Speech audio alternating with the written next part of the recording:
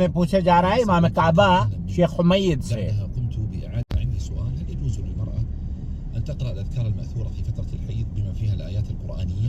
حیض کی حالت میں کیا ذکر و اذکار پڑھے جا سکتے ہیں؟ یمن سے خاتون. نعم.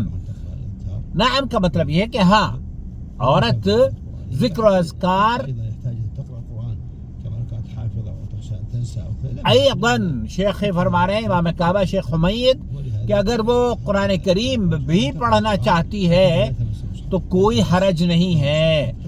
اللہ تعالیٰ نے اس کے اوپر یہ ممانعت نہیں کی ہے کہ وہ ذکر و اذکار بھی حیض میں نہ کرے بلکہ ذکر و اذکار کر سکتی ہے. بارك فيكم. من الأسئلة التي وردت إحدى الأخوات تسأل تقول السلام عليكم ورحمة الله فضيلة الشيخ. لدي سؤالان عن طهارة المرأة من الحيض. السؤال الأول هل إذا نزل حیض سے کیسے پاک ہو؟ العصر ولم أصليها فإنني أقضي الصلاة بعد الطهارة أم لا؟ وعلیکم السلام ورحمۃ اللہ. عصر کی نماز کا ٹائم ہو گیا ہے. نعم آپ عصر کی نماز سے پہلے ہی پاک ہو چکی تھی لیکن آپ نے نماز صلاة العصر وهي لم تصلي فالعلماء يقول نعم إنها تقضيها هذه الصلاة إذا طهرت تأتي بها لأنها جاءت الدورة وقد توجه إلى الخطاب في قوله سبحانه إن الصلاة كانت على المؤمنين كتابا موقوتا. فكان الوقت دخل وهي مخاطبة بالصلاة لكنها لم تصلي وجاءها العذر. إذا طهر إن شاء الله فيتقضي هذه الصلاة. وحتى قال العلماء إنها لو لم تكن صلاة الظهر فإنها أيضا تقضي معها الظهر وما يجمع إليها قبلها.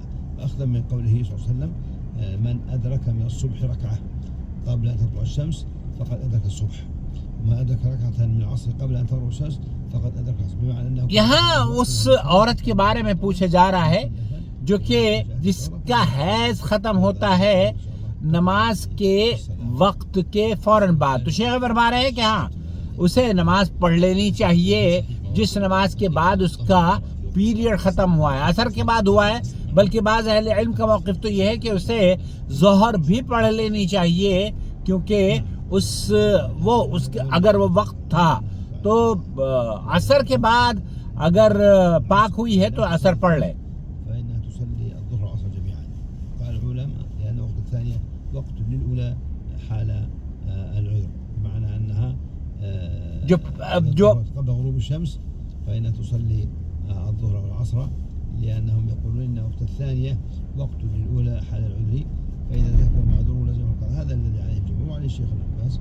لكن الشيخ ابن عثيمين يقول لا إنها تصلي العصر فقط. أما ہاں شیخ ابن باز کا موقف یہ ہے کہ ظہر پڑھ لی جائے اور عصر بھی پڑھی جائے. لیکن شیخ محمد بن صالح العثیمین رحمۃ اللہ علیہ کا موقف یہ ہے وہ یہ کہتے ہیں کہ صرف وہ نماز پڑھی جائے جبکہ عورت پاک ہوئی تھی اور عصر کے بعد اگر وہ پاک ہوئی ہے تو عصر ہی کی نماز پڑھے گی نہ کہ ظہر کی.